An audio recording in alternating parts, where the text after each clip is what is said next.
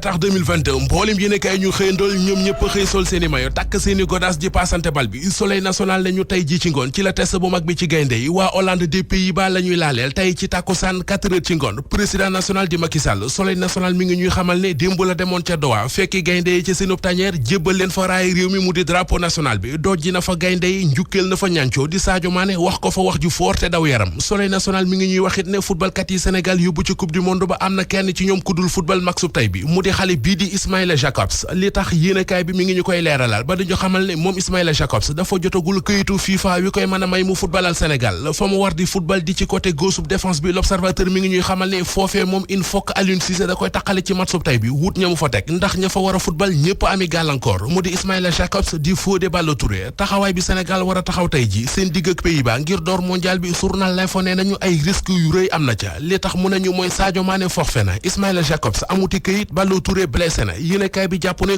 composition 11 de départ bu tey bi mënut a ñàkk ay timis namas maanaam tubéy bay jagal xutti fii taf fii fu mu ci mënti doon Les Échos mi ngi ñuy wax ne Aliou Cissé mi tàggat équipe bi nee na gaynde yi farlu nañu boole cekk dogo ngir defal bagage orange mu di waa Pays-Bas kàdduy président Macky Sall ci xët mu njëkk Les Échos keroog la woon ca Doha ba muy jox gaynde yi drapeau national bi dana leen lion de la teranga lañ leen di bàkke waaye gaynde guy rëbb soxlawul teranga da ngeen ñuy dénk teranga ji ñu tëye leen ko ba ngeen dem ba ñëw anki dina kay dolli ci ne moom Macky Sall dollil na leen ci ne képp ku ngeen di dajal na ngeen ko jox ciir bi war waaye bu leen ragal kenn fa Aliou Cissé jàpp ne fa la war a mën a jaar ba gagné maksub tay bi mi ngi ci anki dina kay mu di défense bu dëgër këcc boole ci ki di jouer ci transition yi ñi ñu jàpp ne ñoo war a doxal attaque bi tey anki dina kay nee nañu Krépin Diatta la Boulaye Dia ak Ismaïla Sarr ak lu mu ci mën di doon anki dina kay mi ngi ñu wax ci xëtamu njëkk ne gaynde yi pare nañu ngir xiiru wane seen bopp Le Quotidien mel ne ku naan ñu mooy dëgg ne ginnaaw ñu ñuy dajal di waa Pays-Bas ay orange la ñu tudde seen bopp kon ñun nañu am ful lay nal leen Walf Quotidien ne ko bu ñu yam rekk ci nal leen nañu leen nal ba ñu jeex tàkk Sadio Mané ak i kàddu yu mu yóbbante gaayam yi ca Qatar mi ngi ci journal Bës Bi Le Jour dafa sàkku ci ñoom ñu defee ko nawoon fa woon sigil réew mi ci kanamu àdduna bi Bës Bi Le Jour mi ngi ñuy waxit ne Karim Wade ma tak ca Qatar ak Macky Sall ma gane ji Qatar ñoom ñaar dinañu daje ci stade ba tey ci ngoon ndax danañu gise nag Bës Bi Le Jour nee nañu loolooy laaj bi